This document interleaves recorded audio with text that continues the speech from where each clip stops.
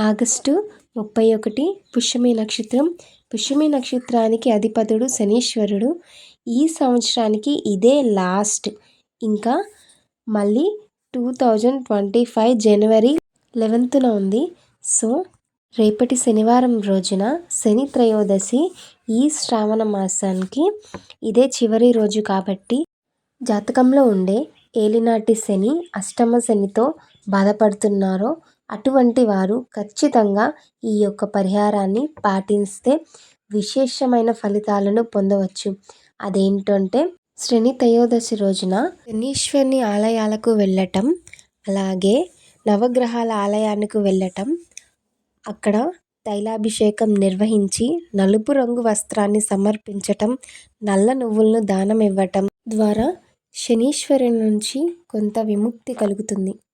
ఈ శని త్రయోదశి పర్వదినాన మకర రాశి, కుంభరాశి గలవారు ఈ శని త్రయోదశి పూజను జరిపించుకుంటే చాలా మంచి కలుగుతుంది.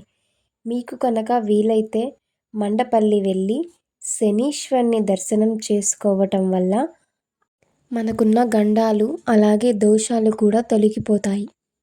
అలా వెళ్ళటానికి వీలు లేని వారు ఇంట్లోనే శ్రీ వెంకటేశ్వర స్వామి పూజ, గోవిందనామాలు, అలాగే హనుమాన్ చాలీసా, ఇక నేను చెప్పబోయే మంత్రం ఓం ఐం హ్రీం శ్రీం శనీశ్వరాయ నమః అనే మంత్రాన్ని వీలైనంత వరకు పఠిస్తూనే ఉండండి. ఇక శ్రీ వెంకటేశ్వర స్వామి ఆలయాలకు వెళ్ళి ఆయనను దర్శనం చేసుకొని మన మనసులోని కోరికలను చెప్పుకోవడం వల్ల శనీశ్వరుని నుంచి కొంత ప్రభావం అయితే తగ్గుతుంది.